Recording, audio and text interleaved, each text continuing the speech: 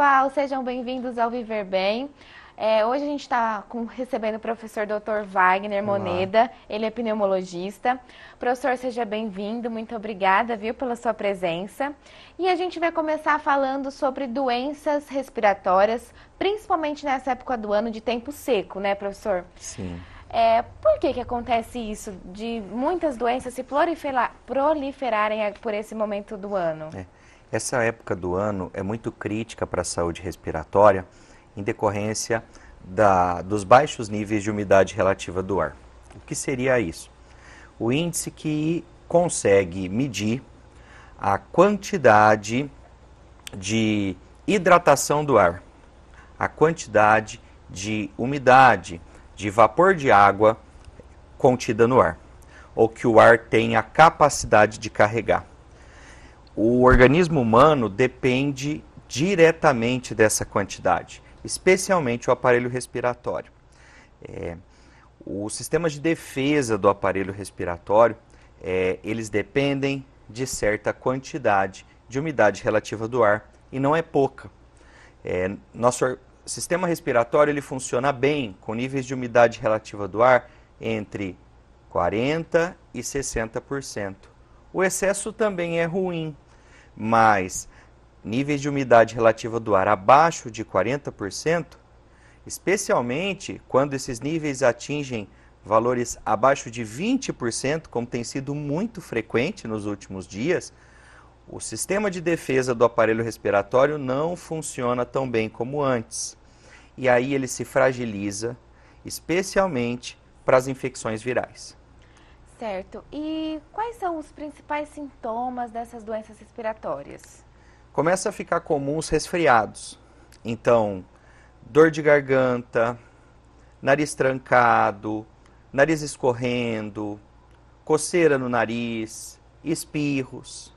E aí começa a tosse. A tosse costuma ter secreção, especialmente secreção no que nós chamamos de vias aéreas superiores. Aqui a região do nariz até a garganta. Em algumas situações, essa tosse intensifica, a quantidade de catarro aumenta e a gente percebe que a doença desceu rumo às vias aéreas inferiores, os brônquios, os canos que levam ar do nariz e da boca, passando pela garganta até os pulmões. E qual que é a principal diferença, para a gente explicar para o pessoal de casa, de um resfriado para uma gripe? Tá. Não aquela gripe forte, né? Mas aquela gripe mais comum. Tá. Os dois, resfriado e gripe, são processos infecciosos virais. O que muda é o tipo de vírus, a agressividade com que ele invade as vias aéreas. O resfriado tende a ser mais suave. O vírus do resfriado, ele provoca dor de garganta leve, que costuma durar 5 a 7 dias, se resolve sozinho. Raramente incomoda, raramente necessita ser medicado. Surge certo desconforto, mal-estar, um pouco de dor muscular e a febre raramente aparece. Quando ela aparece, ela é baixa, costuma resolver sozinha em poucas horas e quando o paciente precisa medicar, doses pequenas de analgésicos simples, como a dipirona ou paracetamol, costumam resolver. Já a gripe é provocada por outros tipos de vírus, como o vírus influenza, o mais comum há muito tempo, e o coronavírus, que por conta da cepa SARS-CoV-2 responsável por essa pandemia atual, ganhou grande importância dentre os vírus causadores da gripe. E aí o processo de agressão é mais intenso. O vírus ganha o organismo humano pelas vias aéreas, provoca agressão intensa, a dor de garganta é bem mais forte que a de um simples resfriado, a tosse é muito intensa, como o vírus se dissemina rumo às vias aéreas inferiores e pulmões, a quantidade de secreção aumenta, pode surgir dor para respirar, falta de ar. E também surgem sintomas como febre e dores musculares intensas. Então o quadro gripal ele é bem mais intenso e oferece sintomas generalizados, pode oferecer sintomas generalizados, além dos sintomas respiratórios, que são mais fortes que o do resfriado. Certo. E falando sobre Covid, a pandemia ainda não acabou, né, doutor? Não, ainda não acabou. É lógico que a vacinação, à medida que vai se estendendo em porcentagem de população vacinada, número de doses oferecidas, ela drasticamente interfere com a evolução da pandemia. Então, nós percebemos que a quantidade de casos graves diminuiu de forma expressiva, mas a quantidade de casos novos continua. As vacinas salvam vidas, né? Sim, elas, especialmente no Covid, são destinadas a treinar os nossos sistemas de defesa, incluindo o nosso sistema imune, para combater o vírus, eliminá-lo mais rápido, com menos dano para o organismo. Mas a chance de infecção continua e é por conta disso que o número de casos ainda é relevante. E as pessoas, quando começam a sentir alguns sintomas, quando ela deve se preocupar e pensar, nossa, agora eu acho que eu tenho que procurar um especialista, um médico? Sim. As infecções respiratórias nessa época do ano são predominantemente virais, incluindo os vírus do resfriado e os vírus da gripe. Geralmente, os vírus da gripe sazonal, aquele quadro que mais intenso que o resfriado, porém não tão duradouro e que não costuma causar repercussões que venham à necessidade de internação ou possam agravar e comprometer o estado de saúde do indivíduo. Quadros de resfriado e gripe sazonal, eles não costumam durar mais que 2 semanas. Então, a tosse tem pouca secreção, secreção clara, esbranquiçada, e que não costuma durar mais que 2 semanas. E também não costumam agredir o organismo a ponto de provocar febre persistente, falta de apetite. Febre alta também? Febre alta, acima de 39 graus. Então, acho que esses são 3 pontos críticos que merecem atenção. Então, quando perceber dor de garganta, sensação de mal-estar, tosse produtiva com sensação de secreção, escarro, catarro, observar bem a cor dessa secreção, observar bem o tempo, a duração desses sintomas e observar a ocorrência de sintomas generalizados.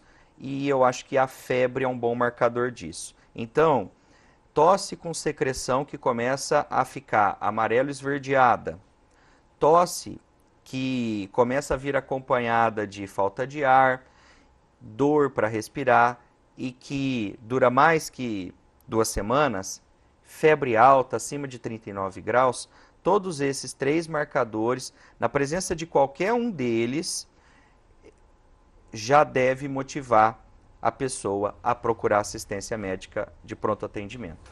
E quais as principais formas de prevenção? Como a pessoa se previne e evita pegar esse tipo de doença? Reforçar o sistema imunológico. O de sempre, boa alimentação, atividade física regular, acompanhamento do seu estado de saúde periódico. Se tem algum tipo de doença crônica, usar as medicações em dia. E para combater, ou pelo menos para se virar em meio a essa umidade relativa do ar, que ainda continuará baixa por algumas semanas, existem algumas medidas muito interessantes. Uma delas, evitar a exposição a ambientes abertos em alguns horários em que a umidade relativa do ar chega próximo de 10%, algo extremamente perigoso nessa época do ano. Então, entre 11 horas da manhã e 16 horas, esse período é um período em que não é recomendado atividade física extensiva ao ar livre. O ar-condicionado ele é extremamente confortável, mas ele é perigoso se algumas precauções não forem tomadas nessa época em que a umidade relativa do ar está muito baixa.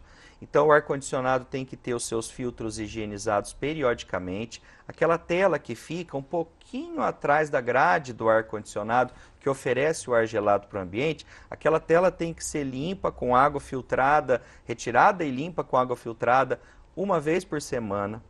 E o ar-condicionado, ele rouba a umidade do ambiente pelo processo de refrigeração que é utilizado. Por conta disso, é interessante, nessa época do ano, quando a Defesa Civil, outros órgãos e autoridades sanitárias e a imprensa começam a noticiar que a umidade relativa do ar tem ficado abaixo de 30%, ficar bem atento a esses informes. É um sinal de alerta, sim, né? Sim, e nessa época do ano, em ambientes propensos ao ressecamento do ar, especialmente aqueles com ar-condicionado ligado por longos períodos, tentar trabalhar com sistemas de umidificação. Pode utilizar aqueles vaporizadores, aqueles umidificadores que compramos na farmácia ou na internet, mas aquela toalha molhada, estendida na grade da janela, uma bacia de água, sempre com seus níveis de água preenchidos, em locais em que ela não vai, estratégicos, né? E que ela não vai provocar acidentes, como quedas, acidentes elétricos, né? Sim. Então, isso daí vale tanto quanto um vaporizador.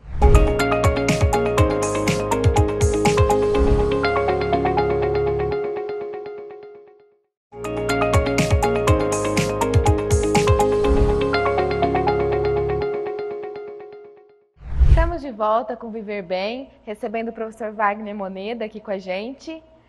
Pessoas que têm doenças crônicas como a asma e a rinite, elas têm uma propensão a uma piora nessa época do ano? Sim, essas duas doenças têm base alérgica. Toda doença alérgica, incluindo as doenças alérgicas das vias respiratórias, rinite e asma, elas intensificam no período de clima seco. Por quê? Justamente pela maior incidência de infecções virais. O clima seco agride a mucosa protetora das vias aéreas, dificulta a atuação do nosso sistema de defesa, do nosso sistema imunológico. Vírus acabam invadindo, como o vírus do resfriado, vírus da gripe sazonal, coronavírus.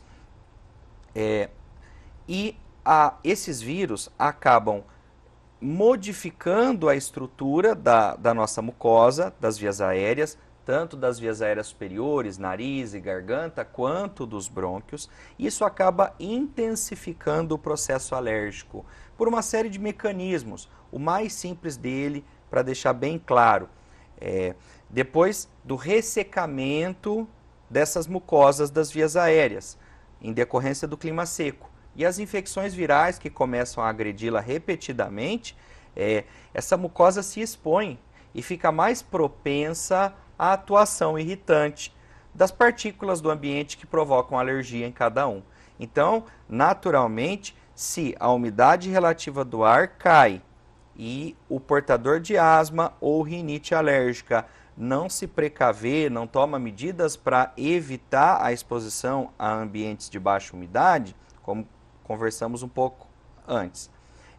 Se o indivíduo não tem suas vacinas em dia e pega infecções respiratórias virais com frequência descontrolada, naturalmente o processo asmático e o seu quadro de rinite vão perder o controle. E como a pessoa que tem essas doenças pode evitar? Além daquelas outras dicas que a gente já conversou anteriormente, tem mais alguma outra específica para esses casos? Tem a vacinação. Essa população com alergia das vias aéreas, seja a rinite, seja a asma, precisa ficar atenta ao seu calendário vacinal. Isso é algo constantemente reforçado pelo médico clínico geral que assiste esses pacientes, pelos especialistas, otorrinolaringologista que trata a rinite desses pacientes, pneumologista e alergologista que trata a asma desses pacientes. A questão da vacinação, ela é frequentemente orientada e nós tentamos antever a época do clima seco. Então, entre dezembro e janeiro, é comum o médico especialista em doenças respiratórias, o clínico generalista, o geriatra, é comum o médico reforçar a importância de preparar o calendário vacinal, manter atualizada a vacina da gripe, manter atualizada a vacina contra a pneumonia, quando indicado, para que nessa época do meio do ano, em que a temperatura baixa e a umidade relativa do ar cai muito pela falta das chuvas, o indivíduo esteja com a sua imunidade blindada contra essas infecções, tentando diminuir a frequência delas, para que a mucosa do aparelho respiratório fique protegida e não intensifique o quadro alérgico. Certo. E como são feitos os diagnósticos dessas doenças? Tá. Predominantemente clínico, né? Então, a asma, ela provoca tosse, chiado no peito, falta de ar, episódios recorrentes, especialmente nas épocas do ano com clima seco. E esse processo vai se repetindo ano após ano até o paciente perceber que é algo que não vai embora da vida dele, que precisa de diagnóstico e tratamento. No caso da rinite, o principal sintoma é o prurido nasal, a coceira constante no nariz e na garganta, sensação de coceira na garganta, algumas vezes um pouco de rouquidão, e o nariz escorrendo, espirros, que aumentam quando entra-se em contato com ambientes muito empoeirados, especialmente nessas épocas do ano. Esses são os sintomas que se manifestam de forma recorrente, ano após ano, preferencialmente nessa época de clima seco e muita poeira, e que motivam o paciente a procurar por assistência para diagnóstico e tratamento. E quais são os principais tratamentos para essas doenças? Tá? O tratamento é dividido em duas bases. A primeira base é a prevenção. Medidas de combate às infecções virais, especialmente a vacinação. Vacinação para Covid, vacinação contra a gripe sazonal, que é a vacina contra o grupo de vírus influenza, vacina contra a pneumonia, quando indicado pelo profissional que acompanha cada paciente, evitar ambientes de baixa umidade relativa do ar. Adicionalmente, nessa proteção para quem já tem essas doenças respiratórias suspeitadas ou diagnosticadas, evitar ambientes ricos em poeira. Então, tentar fazer de tudo para que o seu ambiente de convívio, especialmente a casa e o trabalho, não tenha grande quantidade de poeira depositada nos móveis e grande quantidade de poeira dispersa no ar. Então, reforçar, redobrar as medidas de higienização, de limpeza do ambiente, para que não se acumule poeira nos móveis. E, quando for limpar esses locais, não usar técnicas que dispersam a poeira para o ambiente. Então, ao invés de usar espanador e vassoura, usar o pano molhado, para que a poeira seja removida sem ir para o ar, porque vai ser o veículo de inalação dessas partículas e que vão provocar alergia das vias aéreas e perder o controle da doença.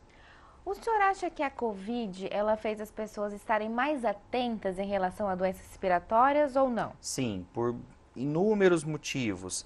Especialmente porque essas doenças respiratórias são fatores de risco, estão entre os fatores de risco para agravamento do Covid nas suas formas mais graves e que podem ser até fatais. Além disso, no início da pandemia, com as medidas extremas de distanciamento social, né? E segurança, as pessoas ficaram mais em casa, ficaram mais atentas aos informes com relação à saúde respiratória, começaram então a ter mais substrato e prestar mais atenção em si.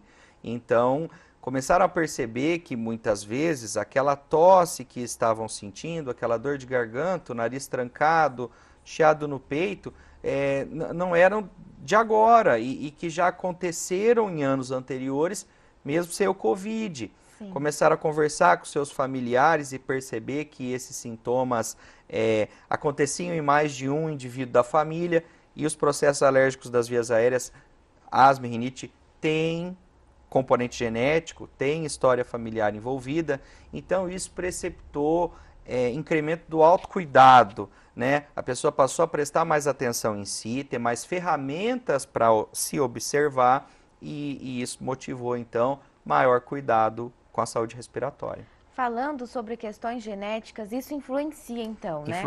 Influencia. A rinite alérgica tem base genética muito forte. Filho de um dos pais alérgicos tem 30% de chance de desenvolver rinite alérgica. Filho em que os dois pais são alérgicos, a chance de desenvolver rinite alérgica ao longo da vida é de mais de 50%. Então, atentar para isso, né? Eu tenho tosse toda época em que o clima fica seco. A minha garganta dói e o meu nariz começa a trancar, escorrer e coçar, eu começo a espirrar. Será que é só do tempo seco? Meu pai tem isso também, meu irmão tem isso também, algum outro familiar tem de primeiro grau, tem os mesmos sintomas. Talvez então tenha um componente alérgico que precisa ser investigado, que precisa ser tratado. As crianças e os idosos são grupo de risco, né? São grupo de risco. Porque as crianças e os idosos já têm certa fragilidade da mucosa e o mecanismo de defesa também não é tão eficiente quanto o adulto jovem. A criança está desenvolvendo seus mecanismos de imunidade e o idoso perde alguns desses mecanismos. A mucosa dos dois é mais sensível, então por conta disso eles têm mais dificuldade de se protegerem, de blindar as vias aéreas contra o tempo seco, as infecções virais e, naturalmente, se tiverem processo alérgico, a chance dele se manifestar e perder o controle é grande. Certo. E falando especialmente nas crianças, o senhor notou um aumento de casos depois dessa questão da pandemia, que o pessoal ficou fechado, depois as escolas voltando ao normal? A gente viu muitas crianças ficando doentes, pegando uma gripe, um resfriado.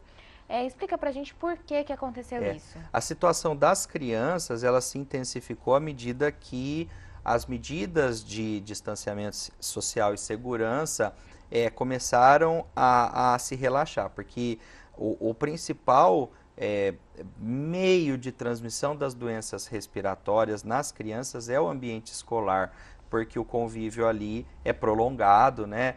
Um ou mais períodos, uma quantidade de crianças relativamente grande, mesmo com todas as medidas de segurança que as entidades reguladoras da educação determinam, certas taxas de transmissão são impossíveis de serem zeradas, né?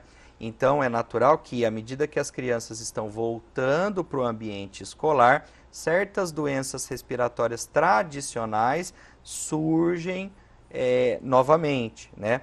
Então, nesse período de retorno às atividades de socialização, ao ambiente escolar, a vigilância com as crianças precisa ser redobrada. Caso contrário, a saúde delas fica comprometida e elas se tornam também um veículo de disseminação das infecções respiratórias e permanência da pandemia entre os ambientes escolar, domicílio e trabalho dos adultos responsáveis. E os pais dessas crianças também precisam estar atentos em relação ao calendário vacinal, né? Sim, sim. E o calendário vacinal ficou muito comprometido na fase de maior gravidade, né, da pandemia, né? Porque as medidas de distanciamento social, elas foram fundamentais para garantir a segurança da população, minimizar a chance de adoecimento e agravamento, mas essas medidas prioritárias acabaram diminuindo a atenção a outros componentes de saúde, especialmente a vacinação. Então, o atraso no calendário vacinal tem sido algo muito comum, até esperado pelas autoridades de saúde, e agora é hora de correr atrás, né? Eu espero que a gente tenha conseguido ajudar um pouco o pessoal de casa, né? Gente, a gente se vê no próximo programa. Muito obrigada pela sua companhia aqui no Viver Bem. Até a próxima, viu? Saúde!